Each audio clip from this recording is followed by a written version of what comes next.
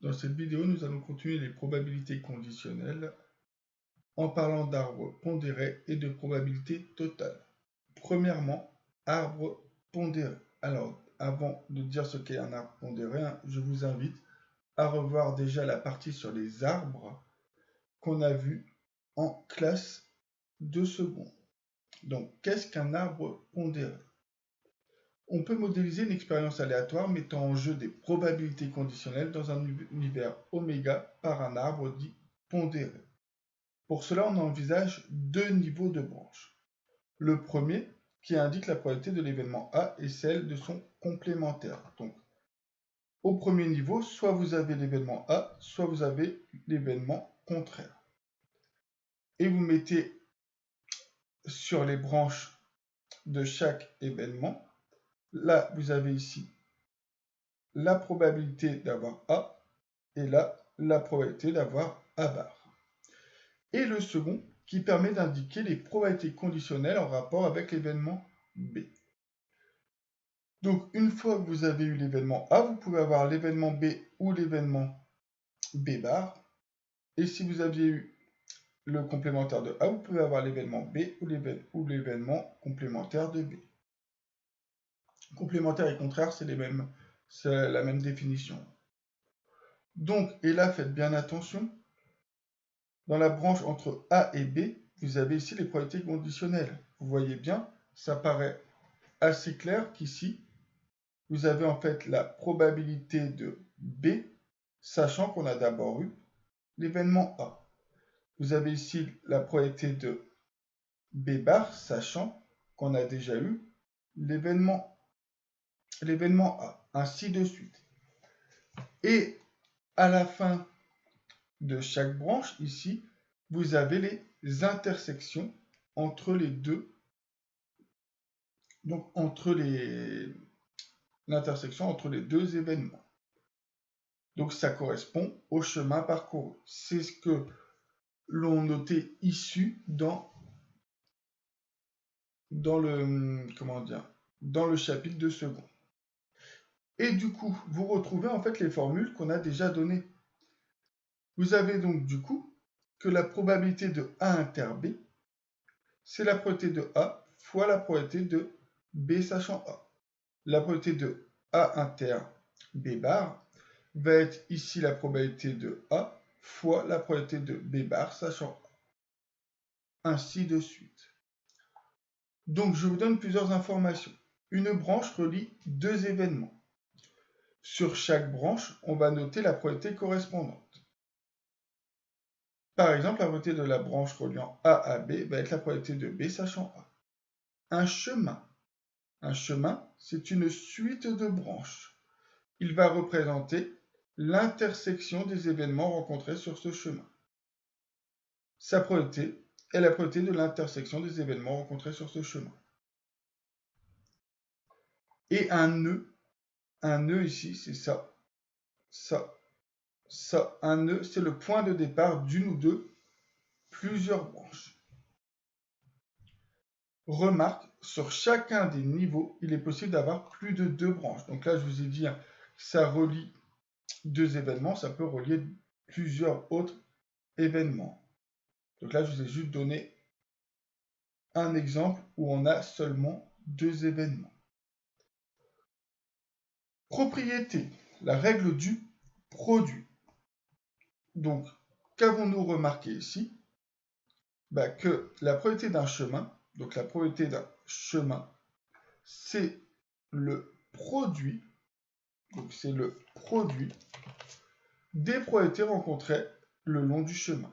Donc c'est ce qu'on appelle la règle du produit. C'est une règle qui va être très importante dans ce chapitre, puisque ça va vous permettre finalement de faire beaucoup de choses sans être obligé de connaître le cours précis. Et on va avoir la règle de la somme, où cette fois on veut la probabilité d'un événement. Donc la probabilité d'un événement s'obtient en effectuant la somme. Donc, s'obtient en effectuant la somme des probabilités de tous les chemins menant à cet événement. Donc voilà.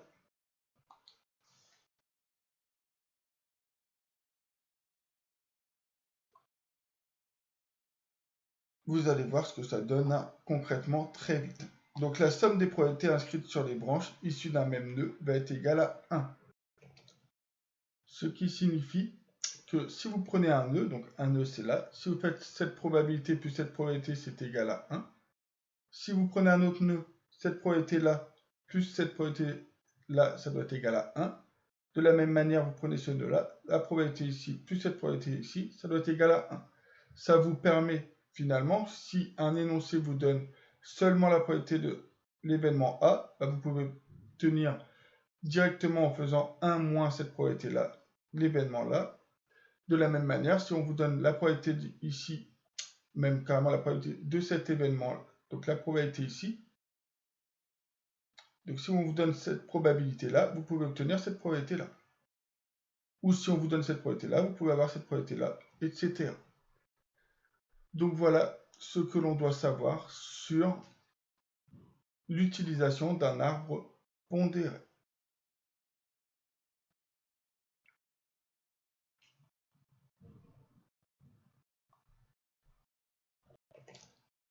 Ce qui va nous amener à la formule des probabilités totales.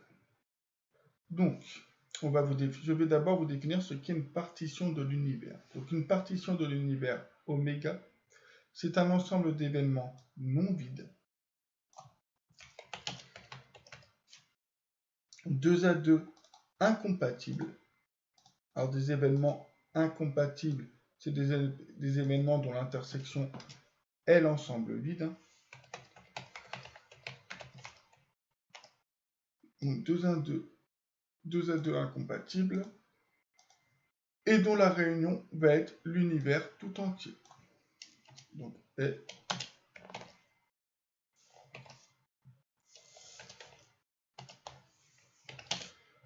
voilà.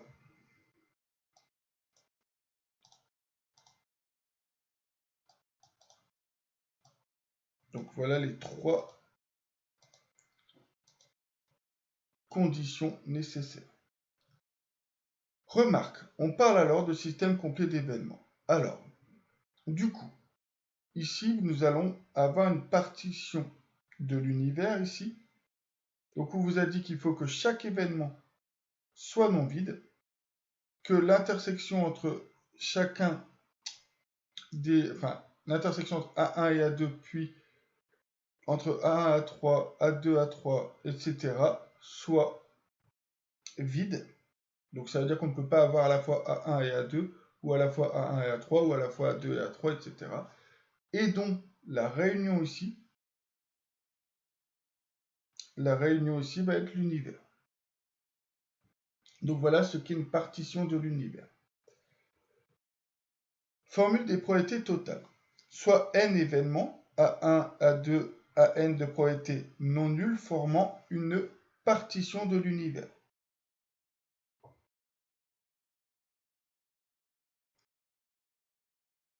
Et bien on va vous dire pour tout événement B, on va avoir la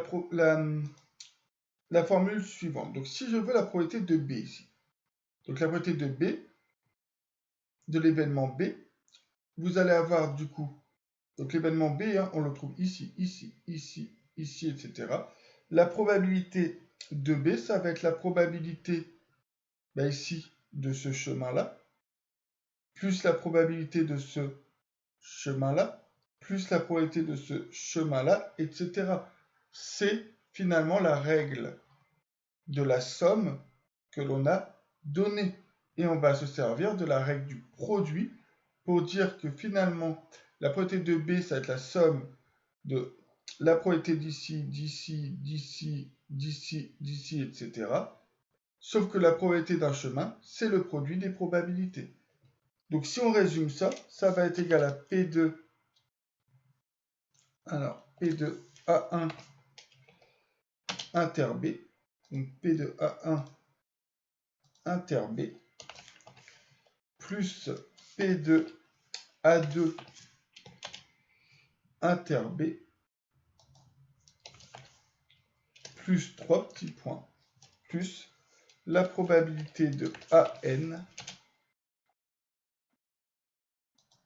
inter B. Donc au passage, vous voyez que je vous avais dit que dans un même niveau, on pouvait avoir plus de 2 branches. Hein. Vous avez l'exemple ici. Donc voilà. Donc je répète, la probabilité de B, vous voyez B, on le voit plusieurs fois. Ça va être la probabilité de ce chemin-là, plus la probabilité de ce chemin-là, plus la probabilité de ce chemin-là, etc. Sauf que ça, donc ça là, on sait aussi que là, on va utiliser du coup la règle du produit. Cette probabilité-là, donc cette probabilité-là, on va dire que c'est la probabilité de A1. Donc c'est la probabilité de A1 fois la probabilité de B sachant A1. Donc sachant A1, voilà la probabilité de B. Donc ça, c'est utiliser la règle du produit, mais la règle du produit, elle vient d'où? Ben, la règle du produit, donc je viens de vous dire, ça, c'est égal à ça. Et ça, regardez, dans le cours, ce sont ces formules-là. Donc vraiment, tout se recoupe. Et finalement, même sans ces formules-là, juste savoir lire un arbre permet de répondre aux questions. C'est d'ailleurs pour ça qu'on va vous imposer à chaque fois d'écrire les formules. Ça nous permettra de savoir si vous connaissez bien votre cours et les dites formules. Donc voilà, ça. Donc plus ça.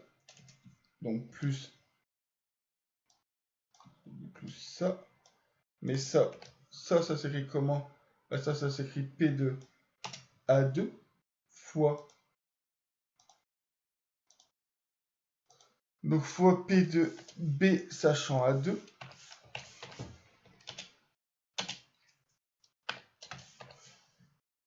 Donc plus, etc. Donc plus, etc. Plus, si ça, je le recopie en bleu par exemple, et bien la probabilité de ça, c'est la probabilité de AN fois, donc fois la probabilité de B sachant AN. Donc la probabilité de B sachant AN.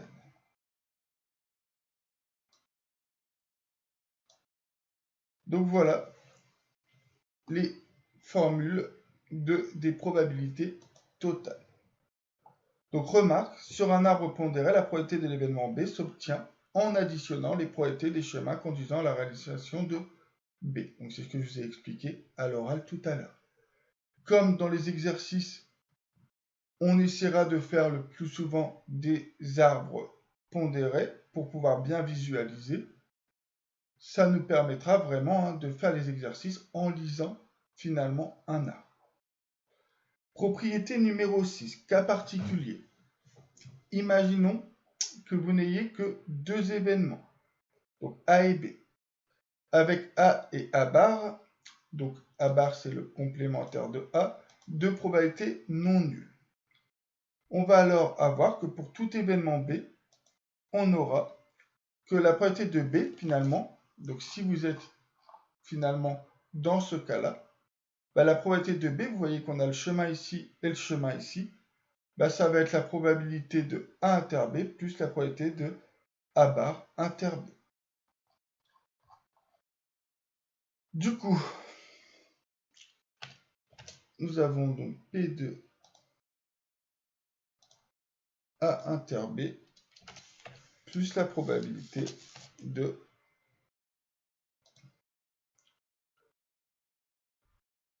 A bar inter B. Alors comprenez bien, quand je dis P de A bar, ça signifie qu'on parle de complémentaire. Donc voilà une formule à apprendre par cœur. Donc avec bien sûr ça comme condition. on va en faire la preuve. Donc, comme A bar n'est pas vide, A et A bar va former une partition de l'univers oméga, puisque A est non vide, donc A bar est non vide par définition, et de toute façon, l'intersection entre un événement et son complémentaire est forcément vide, et si vous prenez A et A bar, vous allez former l'univers. On a alors pour tout événement B de l'univers, on va avoir B qui est égal à B inter A. Alors là, je vous laisse faire des schémas pour bien comprendre. Donc AB inter A, union, donc c'est la réunion entre l'intersection de B avec A et l'intersection entre B et le complémentaire de A. Donc, je vais reprendre ça là. On va revenir ici. Donc je vous dis que l'événement B, donc l'événement B que vous retrouvez ici, ça va être la réunion. Donc ça va être la réunion de ça avec ça.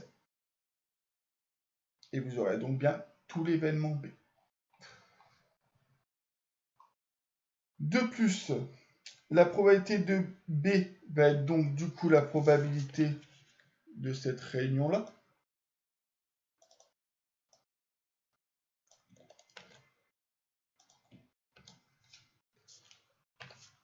Voilà. Et on aura que avoir B inter A et B inter A bar, ces deux événements sont incompatibles. Donc si ces deux événements sont incompatibles,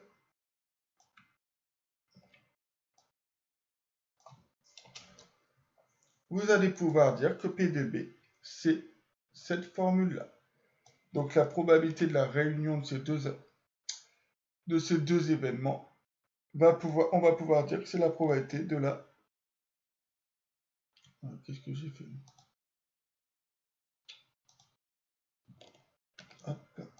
C'est la probabilité, enfin c'est la somme des probabilités de ces deux événements-là. Donc la probabilité de la réunion se transforme en somme des deux probabilités. C'est des conséquences directes des définitions sur les probabilités. Voilà. Et nous allons faire l'application numéro 3 pour conclure cette vidéo. Donc, application numéro 3. On vous dit un atelier dispose de 3 machines M1, M2 et M3. Pour fabriquer des pièces de mécanique, 50% de ces pièces sont fabriquées sur M1, 35% sur M2 et le reste sur M3. Il s'avère par ailleurs que 1% des pièces fabriquées sur M1 ont un défaut, 2% ont un défaut et 6% ont un défaut. Alors, il y a des erreurs dans l'énoncé. Ici, vous allez avoir M2 et ici, vous allez avoir M3. Donc, chaque jour, on examine au hasard une des pièces fabriquées. On va noter M1, respectivement M2, M3. L'événement, la pièce examinée a été fabriquée sur M1, donc respectivement M2, M3. Et dès l'événement, la pièce examinée comporte un défaut. Schématiser les données de l'énoncé à l'aide d'un arbre pondéré. Donc, je vais vous montrer comment on construit un tel arbre. Donc, on nous a donné ici, on nous dit qu'on a 3 machines M1, M2 et M3. Donc, ça va former l'univers. Donc, du coup, on va prendre ça. Et donc, on va faire, alors, essayer de faire des écarts assez grands. Donc là, je vais avoir M1. Ici, je vais avoir M2.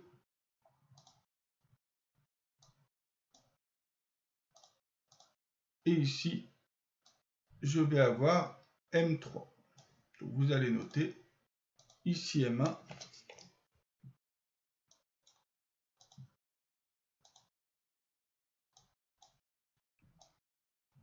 Donc ici M1, ici M2 et ici M3. Voilà. Donc M1, M2, M3 forment clairement une partition de l'univers. M1, M2, M3 sont non vides. L'intersection entre M1, M2, entre M1 et M3 et entre M2 et M3 sont vides. Et vous formez l'univers tout entier. Du coup, on va déjà pouvoir mettre les probabilités que l'on connaît. Donc pour M1, on nous dit donc 50% de ces pièces sont fabriquées sur M1. Donc ici, vous avez 0,5. Ne laissez pas en pourcentage, c'est préférable. Ensuite, 35% pour M2, donc vous avez 0,35 ici. Et pour M3, on vous parle de... Enfin, et le reste sur M3. Donc vous avez ici 0,5, vous avez 0,35, vous savez que la somme doit valoir 1, donc vous avez 0,15. Alors parfois on vous donne tout, parfois c'est à vous de faire le calcul, mais vous êtes censé connaître cette propriété-là. Alors ensuite, on va avoir soit un défaut, soit on n'aura pas de défaut. Donc pour ce faire, on va dire soit on a un défaut, soit on n'a pas de défaut.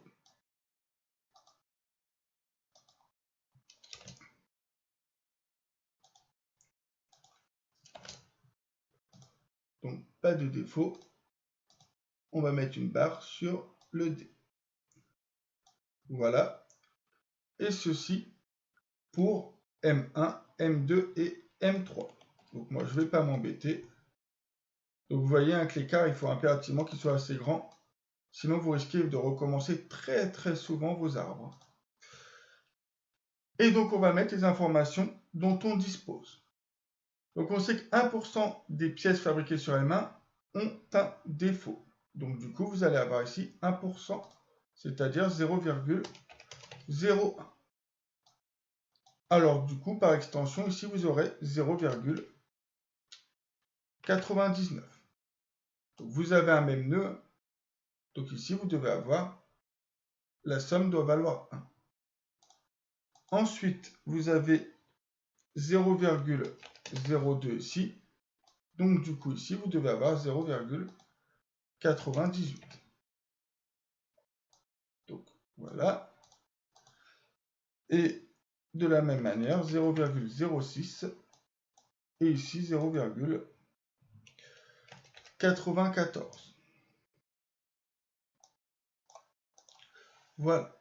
Ici, vous avez l'intersection entre M1 et D. Ici, l'intersection entre M1 et D bar, etc. Vous pouvez le noter. Là, moi, ça va me demander beaucoup trop de temps de le faire, mais vous, à droite, à chaque fois de chaque chemin, vous pouvez noter l'intersection correspondante. Donc voilà mon arbre. Maintenant, on nous dit calculer la probabilité que la pièce examinée comporte un défaut. C'est-à-dire qu'on veut en fait la probabilité de l'événement D. Donc, alors ici, vous pourriez très simplement dire, en lisant l'arbre pondéré, on peut dire que PD c'est égal à ça fois ça, plus ça fois ça, plus ça fois ça. Mais je vous ai dit, on va vous imposer la rédaction en utilisant les formules du cours. Donc vous allez dire M1, M2 et M3 forment une partition de l'univers. Alors ça, on ne vous demande pas de le justifier, hein. Mais je vous ai donné la justification à l'oral tout à l'heure. Ainsi, d'après la formule des probabilités totales,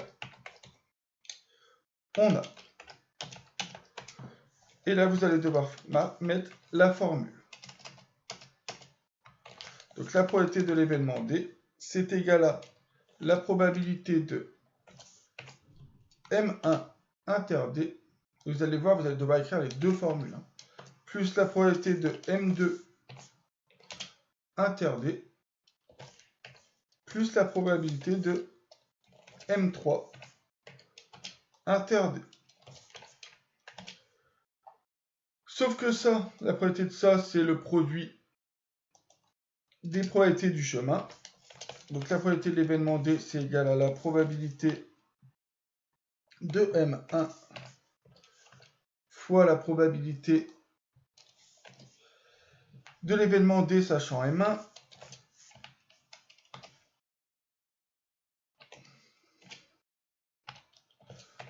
Voilà, plus, alors ensuite, je vais avoir la probabilité de M2 fois la probabilité de D sachant M2, plus la probabilité de M3